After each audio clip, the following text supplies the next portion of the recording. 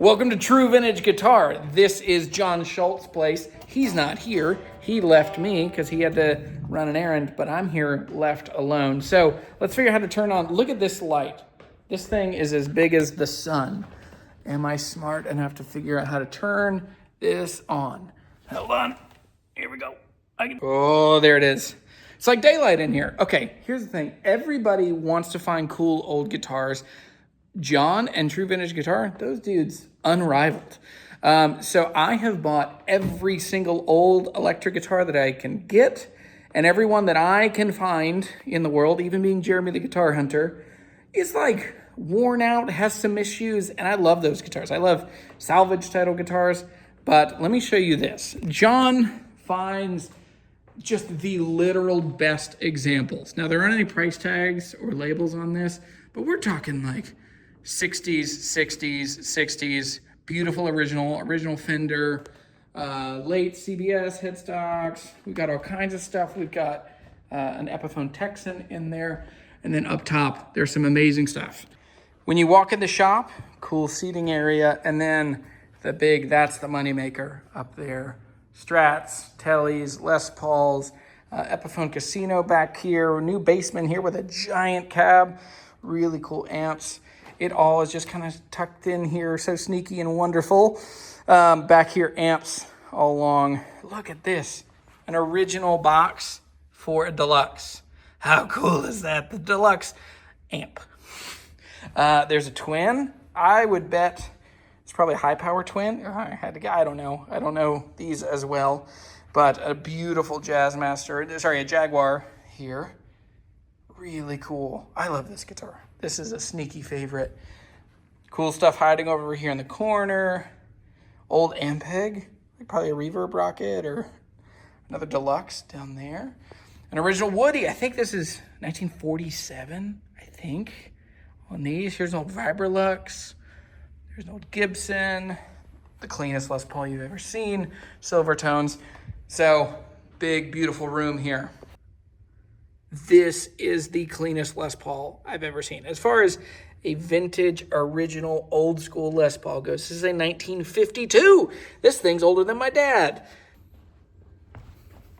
Check this thing out. Can you even fathom the fact that this guitar, I mean, I have seen Les Paul classics from the early 2000s that are not this clean. I mean, it is basically like new.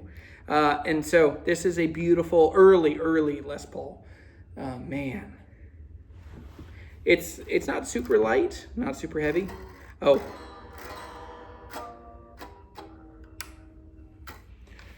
No poker chip, big trapeze bridge, volume and tone.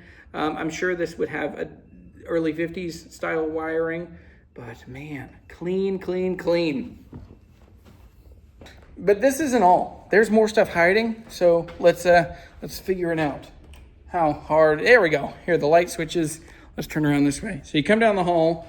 Back here, there's two little workstations. Oh, just, easy. Just, old 60s Strat hanging around. Transition logo. So, parts, pieces, Q-tips. Look at all the work that's going in here. I love this. Ooh. What are you? Who's your dad? Who made you?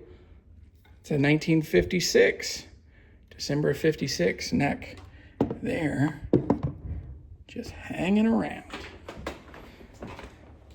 Over here, here's an SG, some variety.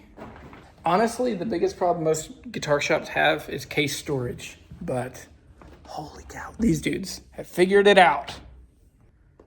Look at this.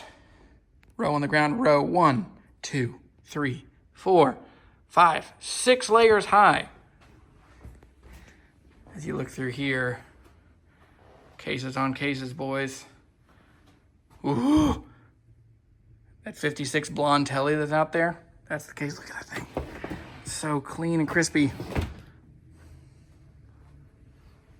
One of the nerdiest things that I love about John is that he collects old Gibson guitar strings, like the old original Kalamazoo. Gosh, these are so cool. I laughed at John a while ago because he he told me that Gibson has reissued the strings, but they brought the strings out, and when they brought them out, they were wrapped in silk, but they were wrapped in red, not orange. So orange is the right thing, which he said it like this big thing, and I didn't know it because I think I'm a nerd, but I think John maxes out guitar nerdery. But all right, so the question coming out of this video, what would you play if you were here, which you should come if you like this kind of guitar. It is appointment only, and but which guitar in this room would be the one that you would most likely want to take home with you? What is the Smuggler's Tele you're talking about? This is one of the biggest guitar, it's like one of the biggest reels I think John ever put on True Vintage Guitar, but this is the Smuggler Tele.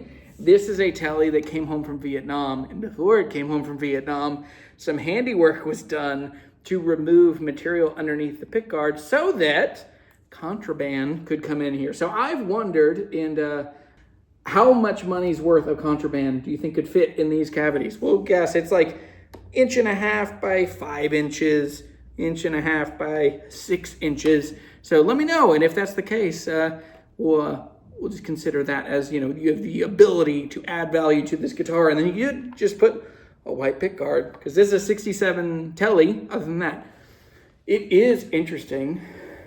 With all the material gone on this guitar, you'd think it would be a lot lighter. It's not actually that much lighter, but what is weird is it's very heavy this way. So anyway, for me, if I had to pick a guitar, it would probably be the Smuggler's Tele in here, because it's super cool, super unique, has a very specific part of history here in like GIs coming home from Vietnam. Cool guitar, sneaky.